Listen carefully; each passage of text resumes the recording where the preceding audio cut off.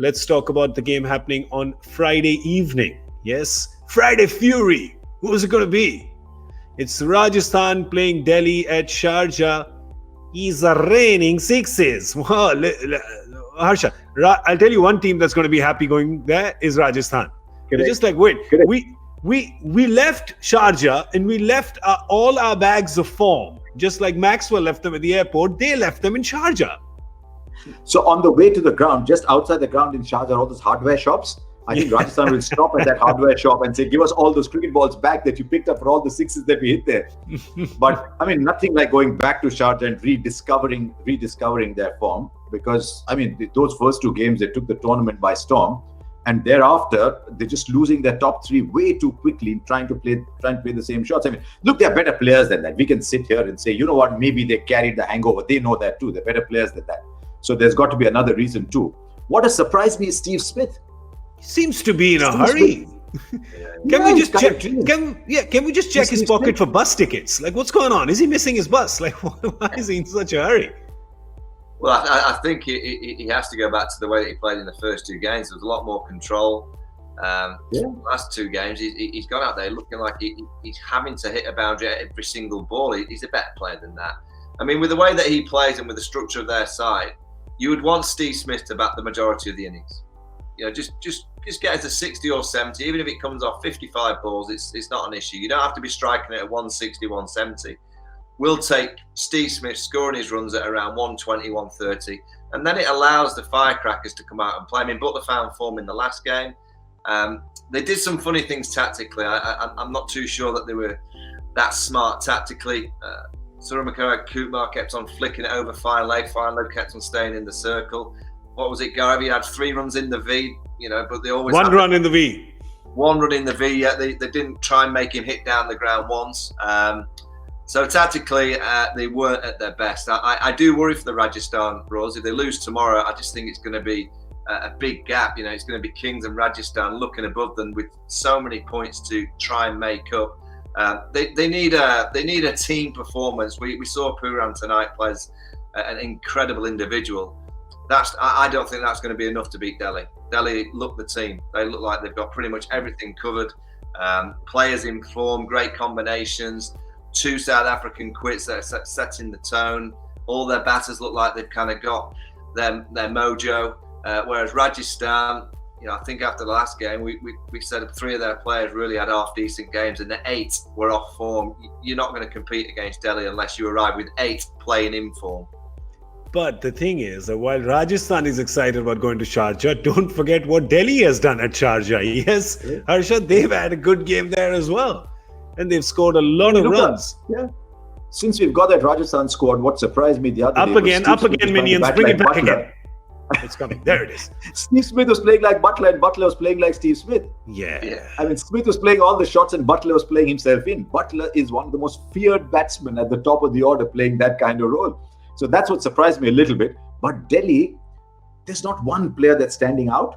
And yet, Prithvi Shaw scoring 60 in 40 balls. Shreyas Iyer has got an 88 in 38 balls. Rishabh Pant is playing himself in. Stoinis is playing that role to perfection. This IPL, we're discovering that you need that number 5 or 6 to allow 1, 2, 3, 4 to play with freedom. So Stoinis is doing that. They've got the most economical spinner in the tournament in Akshar Patel. I mean, I don't know on that small ground how he'll go, but he's after what, 14, 15 overs, he's going at 4.5 and over. Yeah. That's the Joel Garner playing 50 overs era, when they used to go at 3 and over. He's as tall as Joel Garner though, isn't he? He's almost as tall as him. Phenomenally tall for a spinner as Akshar Patel. I still feel Delhi has one problem. Well, Akshar's bowling fantastically. Akshar can whack the ball. I don't know if he's that kind of big hitter that a lot of teams have at 7.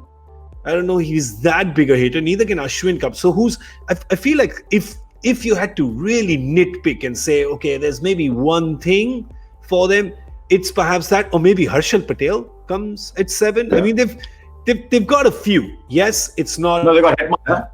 They got Shimron Hetmeyer. Yeah, Hetmeyer, that's 6, 5 or 6. Yeah, Hetmeyer at 6. But what that does is, if their top order is Prithvi Shaw, Rishabh Pant, so Stoinis becomes the additional bowler. So that's where the balance comes in. Yeah. And Harshal Patel this year has opened the batting for Haryana and gone and scored some crazy runs. So he's your 7 actually. Up there.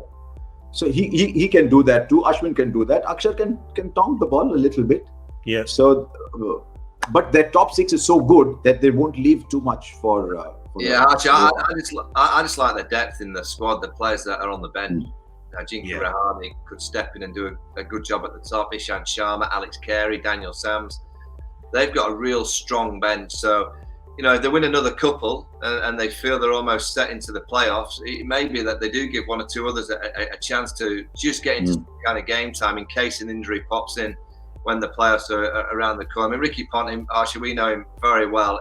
He's such a good operator. And you can see that it's getting better and better. The more that Ricky's around them, the more that he's operating his mindset onto the players. No surprise for me that they're having a good tournament this year with him having another year with them. Similar kind of squad. He's had a few changes, but the core is still there from last year. One more year with Ricky Ponting was always going to be a big play for me. Are teams not changing players because they are winning, or are they winning because they're not changing players? So you see the 2 most stable teams are at the top. Yeah, it's a great point. I think T20 is the one format that teams go chasing too early in terms of trying to find the right formula, rather than just accepting that it's T20 cricket and you can have a bad night. You can have an off night that it doesn't go right. It doesn't mean that you play 2 days later and you swap 3 or 4, because what that brings is that looking over your shoulder mentality. Is it going to be me the next game if we fail again? Is it going to be me that's going to be left out? T20 cricket, you have to build a confidence in that dressing room. And it's not a confidence that a group of players know that they're playing every game. There's always got to be a little bit of doubt in a gremlin in the top corner of your mind that you might get dropped. So I think that keeps you honest and open. But I think it's so important that you feel you're going to get a run of games to get used to your role. People around you know your role, and you can kind of combine with the personnel in the team. So far in this year's tournament, the teams that have swapped and changed and tried to go searching for the formula, it hasn't worked.